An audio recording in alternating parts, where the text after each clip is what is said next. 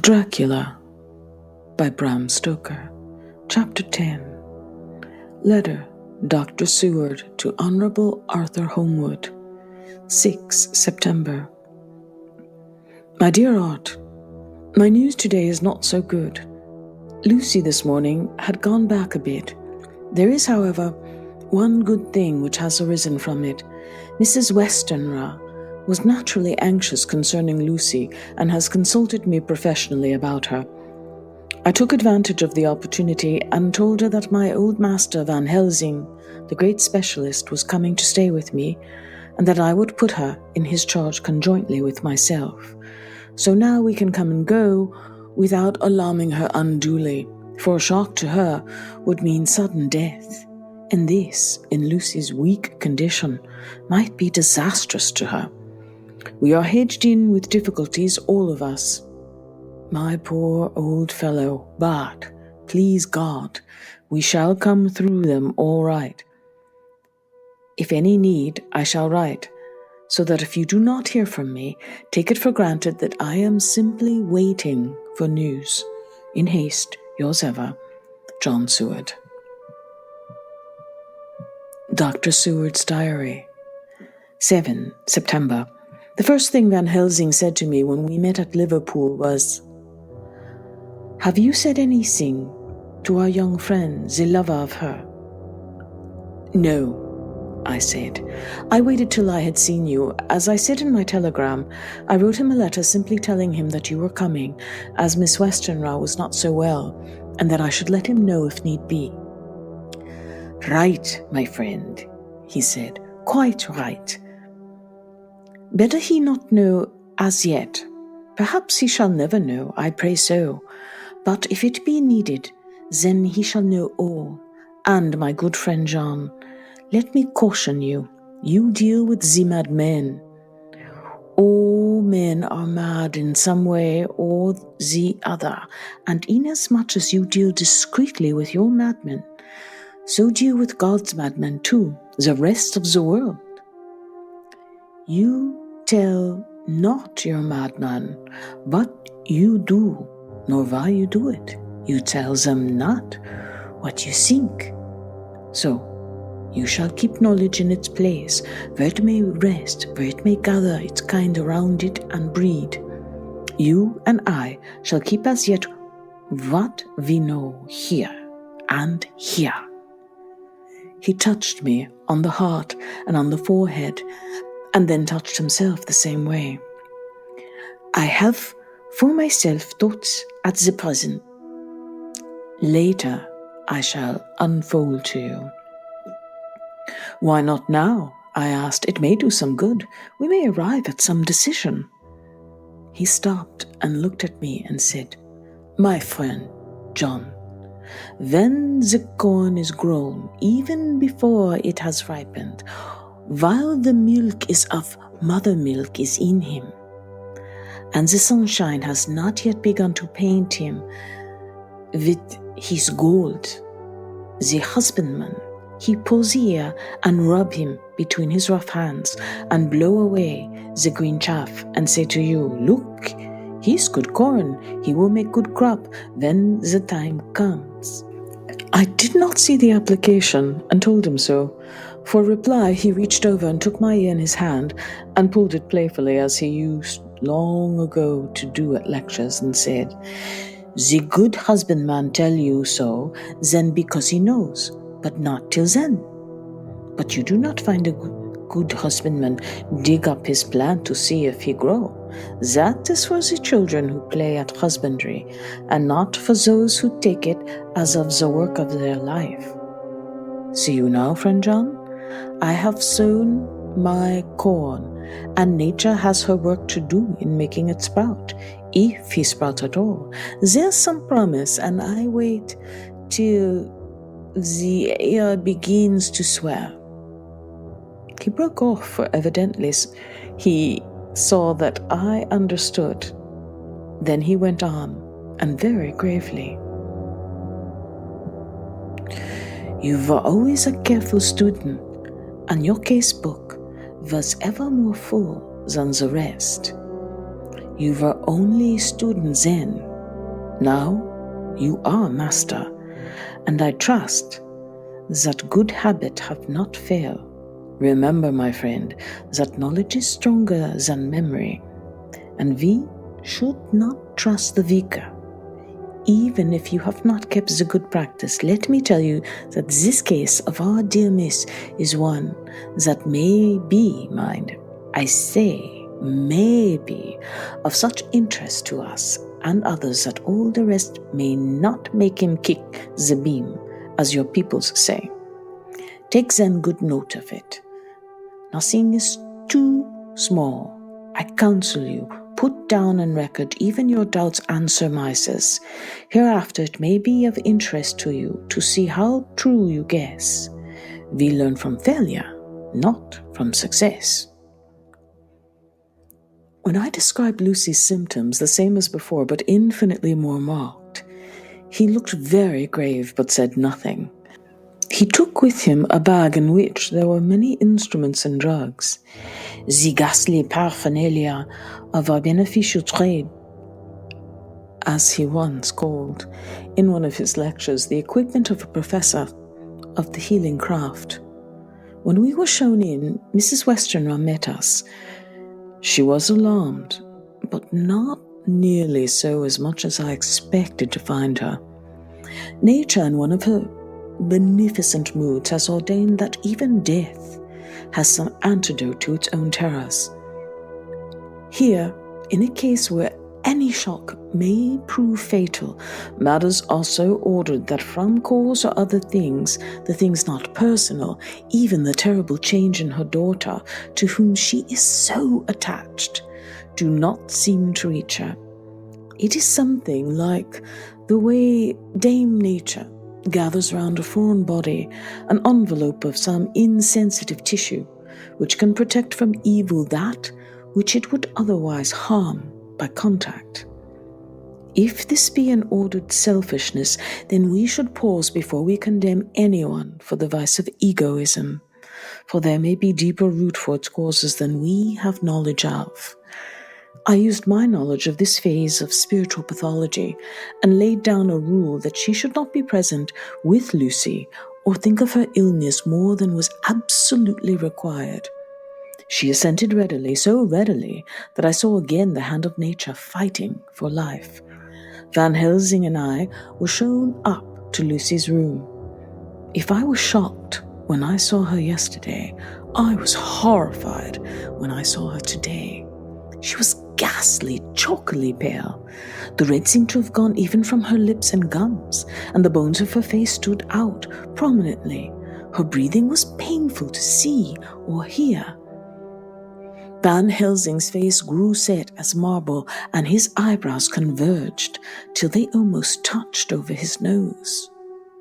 Lucy lay motionless, and did not seem to have strength to speak. So, for a while, we were all silent. Then Van Helsing beckoned to me, and we went gently out of the room. The instant we had closed the door, he stepped quickly along the passage to the next door, which was open. Then he pulled me quickly in with him and closed the door. "Mein Gott," he said, "this is dreadful. There's no time to be lost. She will die for sheer want of blood to keep the heart's action as it should be. There should be transfusion of blood at once. Is it you or me?" "I am younger and stronger, Professor. It must be me." "Then get ready at once. I will bring up my bag. I am prepared." I went downstairs for him, and as we were going there was a knock on the hall door. When we reached the hall, the maid had just opened the door, and Arthur was stepping quickly in. He rushed up to me, saying in an eager whisper, "Jack, I am so anxious. I read between the lines of your letter, and have been in an agony. The dad was better, so I ran down here to see for myself. Is not the gentleman Dr. Van Helsing? I am so thankful to you, sir, for coming." When first the professor's eye had lit upon him, He had been angry at his interruption at such a time, but now, as he took in his stalwart proportions and recognized the strong young manhood which seemed to emanate from him, his eyes gleamed. Without a pause, he said to him gravely as he held out his hand, "Sir, you have come in time. You are the lover of our dear miss. She is bad, very, very bad. Nay, my child, do not go like that." For he suddenly grew pale and sat down in a chair, almost fainting. "You are to help her. You can do more than any that live, and your courage is your best help." "What can I do?" asked Arthur hoarsely. "Tell me, and I shall do it. My life is hers, and I would give the last drop of my blood in my body for her." The professor had a strongly humorous side, and I could, from old knowledge, detect a trace of it in his answer. "My young sir, I do not ask so much as that, not the last." "What shall I do?" There was fire in his eyes, and his open nostril quivered with intent. Van Helsing slapped him on the shoulder. "Come," he said. "You are a man, and it is a man we want. You are better than me, better than my friend John." Arthur looked bewildered, and the professor went on by explaining in a kindly way. "Young miss is bad, very bad. She wants blood, and blood she must have or die. My friend John and I have consulted, and we are about to perform what we call transfusion of blood, to transfer from full veins of one to the empty veins which pine for him. John was to give his blood, as he is the more young and strong than me." Here Arthur took my hand and wrung it hard in silence. "But now you are here. You are more good than us, old or young, who toil much in the world of thought. Our nerves are not so calm, and our blood not so bright than yours." Arthur turned to him and said, "If only you knew how gladly I would die for her, you would understand." He stopped, with a sort of choke in his voice. "Good boy," said Van Helsing. "In the not so far off, you will be happy that you have done all for her you love. Come now, and be silent. You shall kiss her once before it is done, but then you must go, and you must leave at my sign. Say no word to Madame. You know how it is with her. There must be no shock. Any knowledge of this would be one. Come." We all went up to Lucy's room. Arthur, by direction, remained outside. Lucy turned her head and looked at us, but said nothing. She was not asleep, but she was simply too weak to make the effort. Her eyes spoke to us, that was all. Van Helsing took some things from his bag and laid them on a little table out of sight. Then he mixed a narcotic, and coming over to the bed, said cheerily, "Now, little miss, here is your medicine. Drink it off like a good child. See, I lift so that to swallow is easy, yes?" She had made the effort with success. It astonished me how long the drug took to act. This, in fact, marked the extent of her weakness. This time seemed endless until sleep began to flicker in her eyes. At last, however, the narcotic began to manifest its potency. She fell into a deep sleep. When the professor was satisfied, he called Arthur into the room and bade him strip off his coat. Then he added, "You may take that one little kiss whilst I bring over the table. Friend John, help to me." So neither of us looked, whilst he bent over her. Van Helsing, turning to me, said, "He is so young and strong, and of blood so pure, that we need not defibrillate it." Then, with swiftness but with absolute method, Van Helsing performed the operation. As the transfusion went on, something like life seemed to come back to poor Lucy's cheeks, and through Arthur's growing pallor, the joy of his face seemed absolutely to shine. After a bit, I began to grow anxious, for the loss of blood was telling on Arthur, strong man as he was. It gave me an idea of what a terrible strain Lucy's system must have undergone, that what weakened Arthur only partially restored her. But the professor's face was set, and he stood watch in hand, and, with his eyes fixed now on the patient and now on Arthur, I could hear my own heart beat. Presently, he said in a soft voice, "Do not stir an instant. It is enough. You attend him. I will look to her." When all was over, I could see how much Arthur was weakened. I dressed the wound and took his arm to bring him away. When Van Helsing spoke without turning around, the man seems to have eyes in the back of his head. "The brave lover, I think, deserve another kiss, which he shall have presently." And as he had now finished his operation, he adjusted the pillow to the patient's head. As he did, so the narrow black velvet band, which she seems always to wear around her throat, buckled with an old diamond buckle which her lover had given her, was dragged a little up and showed a red mark on her throat. Arthur did not notice it, but I could hear the deep hiss of indrawn breath, which is one of Van Helsing's ways of betraying emotion. He said nothing at the moment, but turned to me, saying, "Now, take down our brave young lover. Give him of the port wine, and let him lie down a while. He must then go home and rest, sleep much, and eat much, that he may be recruited of what he has given so to his love. He must not stay here. Hold a moment. I may take it, sir, that you are anxious of result. Then bring it with you, that in all ways the operation is successful. You have saved her life this time, and you can go home and rest easy in mind that all that can be is. I shall tell her all when she is well. She shall love you none the less for what you have done. Goodbye." When Arthur had gone, I went back to the room. Lucy was sleeping gently, but her breathing was stronger.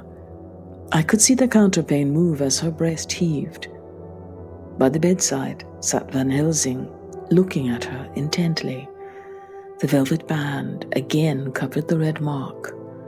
I asked the professor in a whisper, "What do you make of that mark on her throat?" "What do you make of it?" "I have not examined it yet," I answered, and then and there proceeded to loose the band. Just over the external jugular vein there were 2 punctures, not large, but not wholesome looking. There was no sign of disease, but the edges were white and worn-looking, as if by some trituration. It at once occurred to me that this wound, or whatever it was, might be the means of that manifest loss of blood. But I abandoned the idea as soon as formed, for such a thing could not be. The whole bed would have been drenched to scarlet with the blood which the girl must have lost to leave such a pallor as she had before the transfusion. "Well?" said Van Helsing. "Well," said I can make nothing of it." The professor stood up. "I must go back to Amsterdam tonight," he said. "There are books and things there which I want. You must remain here all the night, and you must not let your sight pass from her." "Shall I have a nurse?" I asked. "We are the best nurses, you and I. You must keep watched all night, see that she is well fed, and that nothing disturbs her. You must not sleep all the night. Later on, we can sleep, you and I. I shall be back as soon as possible, and then we may begin." "May begin?" I said. "What on earth do you mean?" "We shall see," he answered as he hurried out. He came back a moment later and put his head inside the door and said with warning finger held up, "Remember, she is your charge. If you leave her and harm befall, you shall not sleep easy hereafter." Dr. Seward's diary continued. 8 September. I sat up all night with Lucy. The opiate worked itself off towards dusk, and she waked naturally. She looked a different being from what she had been before the operation. Her spirits even were good, and she was full of a happy vivacity, but I could see evidences of the absolute prostration which she had undergone. When I told Mrs. Westenra that Dr. Van Helsing had directed that I should sit up with her, she almost pooh-poohed the idea, pointing out her daughter's renewed strength and excellent spirits. I was firm, however. I made preparations for my long vigil. When her maid had prepared her for the night, I came in, having in the meantime had supper, and took a seat by the bedside. She did not in any way make objection, but looked at me gratefully whenever I caught her eye. After a long spell, she seemed sinking off to sleep, but with an effort seemed to pull herself together and shook it off. This was repeated several times with greater effort and with shorter pauses as the time moved on. It was apparent that she did not want to sleep, so I tackled the subject at once. "You do not want to go to sleep?" "No, I am afraid." "Afraid to go to sleep? Why so? It is the boon we all crave for." "Not if you were like me. If sleep was to you a presage of horror." "A presage of horror? What on earth do you mean?" "Oh, I don't know. And that is what is so terrible. All this weakness comes to me in sleep until I dread the very thought." "But, my dear girl, you must sleep tonight. I am here, watching you. I can promise that nothing will happen." "I can trust you." I seized the opportunity and said, "I promise that if I see any evidence of bad dreams, I will wake you at once." "You will? Oh, will you really? How good you are to me. Then I will sleep." And almost at the word, she gave a deep sigh of relief and sank back, asleep. All night, I watched by her. She never stirred, but slept on and on in a deep, tranquil, life-giving, health-giving sleep. Her lips were slightly parted, and her breast rose and fell with the regularity of a pendulum. There was a smile on her face, and it was evident that no bad dreams had come to disturb her peace of mind. In the early morning, her maid came, and I left her in her care and took myself back home, for I was anxious about many things. I sent a short wire to Van Helsing and to Arthur, telling him of the excellent result of the operation. My own work, with its manifold arrears, took me all day to clear off. It was dark when I was able to inquire about my zoophagous patient. The report was good. He had been quite quiet for the past day and night. A telegram came from Van Helsing at Amsterdam whilst I was at dinner, suggesting that I should be at Illingham tonight, as it might be well to be at hand, and stating that he was leaving by the night mail and would join me early in the morning. 9 September. I was pretty tired and worn out when I got to Hillingham. For 2 nights I had hardly had a week of sleep, and my brain was beginning to feel that numbness which marks cerebral exhaustion. Lucy was up and in cheerful spirits. When she shook hands with me, she looked sharply in my face and said, "No sitting up tonight for you. You are worn out." "I'm quite well again, indeed I am, and if there's to be any sitting up, it is I who will sit up with you." I would not argue the point, but went and had my supper. Lucy came with me, and enlivened by her charming presence, I made an excellent meal and had a couple of glasses of the more than excellent port. Then Lucy took me upstairs and showed me a room next to her own, where a cozy fire was burning. "Now," she said, "you must stay here. I shall leave this door open and my door too. You can lie on the sofa, for I know that nothing would induce any of you doctors to go to bed whilst there's a patient above the horizon. If I want anything, I shall call out, and you can come to me at once." I could not but acquiesce, for I was dog-tired, and I could not have sat up had I tried. So, on renewing her promise to call me if she should want anything, I lay on the sofa and forgot all about everything. Lucy Westenra's diary. 9 September. I feel so happy tonight. I have been so miserably weak that to be able to think and move about is like feeling sunshine after a long spell of east wind out of a steel sky. Somehow Arthur feels very, very close to me. I seem to feel his presence warm about me. I suppose it is that sickness and weakness are selfish things and turn our inner eyes and sympathy on ourselves, whilst health and strength give love rein, and in thought and feeling he can wander where he will. I know where my thoughts are. If Arthur only knew. My dear, your ears must tingle as you sleep, as mine do waking. Oh, the blissful rest of last night. How I slept, with that dear good Dr. Seward watching me. And tonight I shall not fear to sleep, since he is close at hand and within call. Thank everybody for being so good to me.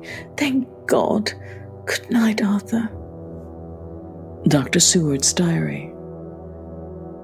10 September. I was conscious of the professor's hand on my head and started to wake all in a second. That is one of the things that we learn in an asylum at any rate. "And how is our patient?" "Well, when I left her, or rather, when she left me," I answered. "Come, let us see," he said, and together we went into the room. The blind was down, and I went over to raise it gently, whilst Van Helsing stepped with his soft, cat-like tread over to the bed. As I raised the blind and the morning sunlight flooded the room, I heard the professor's low hiss of inspiration, and knowing its rarity, a deadly fear shot through my heart. As I passed over, he moved back, and his exclamation of horror, "Gott im Himmel!" needed no enforcement from his agonized face. He raised his hand and pointed to the bed, and his iron face was drawn and ashen white. I felt my knees begin to tremble. There, on the bed, seemingly in a swoon, lay poor Lucy, more horribly white and wan-looking than ever. Even the lips were white, and the gums seemed to have shrunken back from the teeth, as we sometimes see in a corpse after prolonged illness.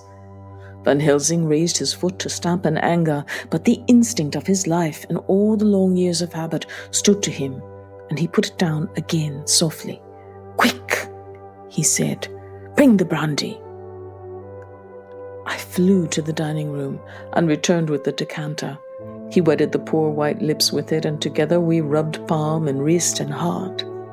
He felt her heart, and after a few moments of agonizing suspense said, "It is not too late, it beats, so feebly. All our work is undone, we must begin again. There is no young Arthur here now. I have to call on you yourselves this time, friend John." As he spoke, he was dipping into his bag and produced the instruments for transfusion. I had taken off my coat and rolled up my shirt sleeve. There was no possibility of an opiate just at present, and no need of one, and so, without a moment's delay, we began the operation. After a time, it did not seem a short time either, for the draining away of one's blood, no matter how willingly it be given, is a terrible feeling. Van Helsing held up a warning finger. Do not stir, he said, but I fear that with growing strength she may wake, and that would make danger, oh, so much danger. But I shall precaution take. I shall give hypodermic injection of morphia. He proceeded then, swiftly and deftly, to carry out his intent. The effect on Lucy was not bad, for the faint seemed to merge subtly into the narcotic sleep. It was with a feeling of personal pride that I could see a faint tinge of color steal back into the pallid cheeks and lips. No man knows till he experiences it what it is to feel his own lifeblood drawn away into the veins of the woman he loves. The professor watched me critically. "That will do," he said. "Already?" I remonstrated. "You took a great deal more from art." To which he smiled a sad sort of smile as he replied, "He is her lover, her fiancé. You have much work to do for her and for others, and the present will suffice." When we stopped the operation, he attended to Lucy whilst I applied digital pressure to my own incision. I laid down whilst I waited his leisure to attend to me, for I felt faint and a little sick. By and by, he bound up my wound and sent me downstairs to get a glass of wine for myself. As I was leaving the room, he came after me and half whispered, "Mind, nothing must be said of this. If our young lover should turn up unexpected as before, no word to him. It would be at once frighten him and jealous him too. There must be none. So." When I came back, he looked at me carefully and then said, "You are not much the worst. Go into the room, lie on your sofa and rest a while. Then have much breakfast and come here to me." I followed his orders, for I knew how right and wise they were. I had done my part, and now my next duty was to keep up my strength. I felt very weak, and in the weakness lost something of the amazement of what had occurred. I fell asleep on the sofa, however, wondering over and over again how Lucy had made such a retrograde movement, and how she could have been drained of so much blood, with no sign anywhere to show for it. I think I must have continued my wonder in my dreams, for sleeping and waking my thoughts always came back to the little punctures in her throat, and the ragged, exhausted appearance of their edges, tiny though they were. Lucy slept well into the day, and when she woke she was fairly well and strong, though not so nearly so much as the day before. When Van Helsing had seen her, he went out for a walk, leaving me in charge with strict injunctions that I was not to leave her for a moment. I could hear his voice in the hall, asking the way to the nearest telegraph office. Lucy chatted with me freely and seemed quite unconscious that anything had happened. I tried to keep her amused and interested. When her mother came up to see her, she did not seem to notice any change whatever, but said to me gratefully, "We owe you so much, Dr. Seward, for all you have done. But you really must now take care not to overwork yourself. You are looking pale yourself. You want a wife to nurse and look after you a bit. That you do." As she spoke, Lucy turned crimson, though it was only momentarily, for her poor wasted veins could not stand for long such an unwanted drain to the head. The reaction came in excessive pallor as she turned imploring eyes on me. I smiled and nodded and laid my finger on my lips. With a sigh, she sank back amid her pillows. Van Helsing returned in a couple of hours and presently said to me, "Now, you go home and eat much and drink much. Make yourself strong. I stay here tonight, and I shall sit up with little miss myself. You and I must watch the case, and you must have none other to know. I have grave reasons. No, do not ask them. Think What you will, do not fear to think even the most not probable. Good night. In the hall, 2 of the maids came to me and asked if they or either of them might not sit up with Miss Lucy. They implored me to let them, and when I said it was Dr. Van Helsing's wish that either he or I should sit up, they asked me quite piteously to intercede with the foreign gentleman. I was much touched by their kindness. Perhaps it is because I am weak at present, and perhaps because it was on Lucy's account that their devotion was manifested, for over and over again I have seen similar instances of women's kindness. I got back here in time for a late dinner, went my rounds, all well, and set this down whilst waiting for sleep. It is coming. 11 September. This afternoon I went over to Hillingham, found Van Helsing in excellent spirits and Lucy much better. Shortly after I had arrived, a big parcel from abroad came for the professor. He opened it with much empressement, assumed of course, and showed a great bundle of white flowers. "These are for you, Miss Lucy," he said. "For me? Oh, Dr. Van Helsing." "Yes, my dear, but not for you to play with. These are medicines." Here Lucy made a wry face. "Nay, but they are not to take in a decoction or in nauseous form, so you need not snub that so charming nose, or I shall point out to my friend Arthur what woes he may have to endure in seeing so much beauty that he so loves so much distort. Ah ha ha, my pretty miss, that bring the nice nose all straight again. This is medicinal, but you do not know how. I put him in your window. I make pretty wreath and hang him round your neck so that you sleep well. Oh yes, they, like the lotus flower, make your trouble forgotten. It smells so like the waters of Lethe, and of that fountain of youth that the conquistadores sought for in the Floridas, and find him all too late." Whilst he was speaking, Lucy had been examining the flowers and smelling them. Now she threw them down, saying with half laughter and half disgust, "Oh, Professor, I believe you're only putting up a joke on me. Why, these flowers are only common garlic."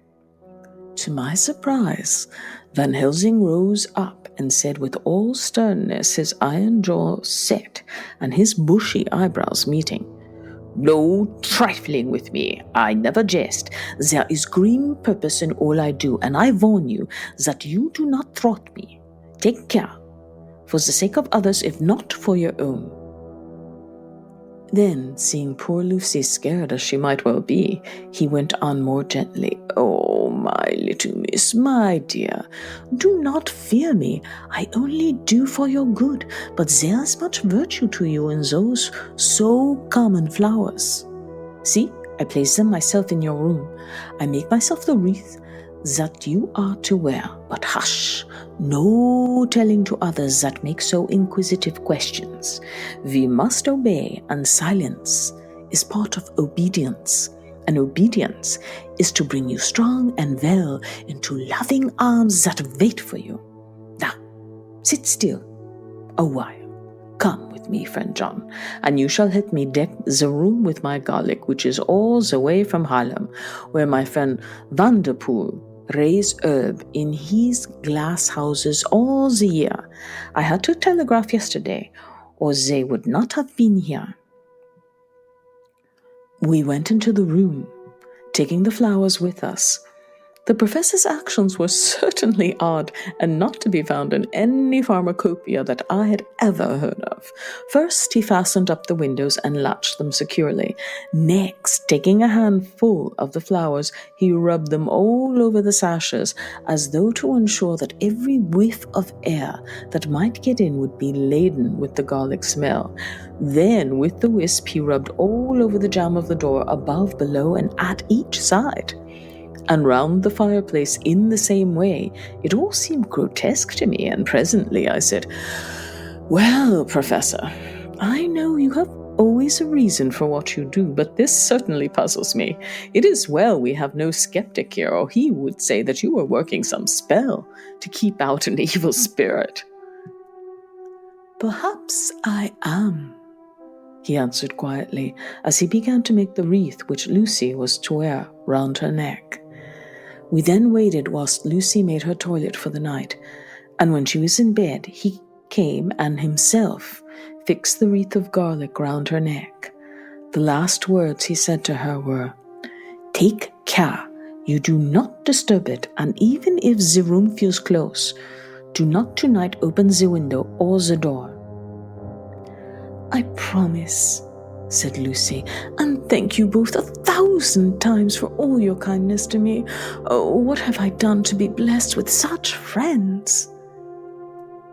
As we left the house in my fly, which was waiting, Van Helsing said, "Tonight I can sleep in peace, and sleep I want. 2 nights of travel, much reading in the day between, and much anxiety on the day to follow, and a night to sit up without to wink. Tomorrow, in the morning early, you call for me, and we come together to see our pretty miss, so much more strong for my spell, which I have work. Ho, ho!"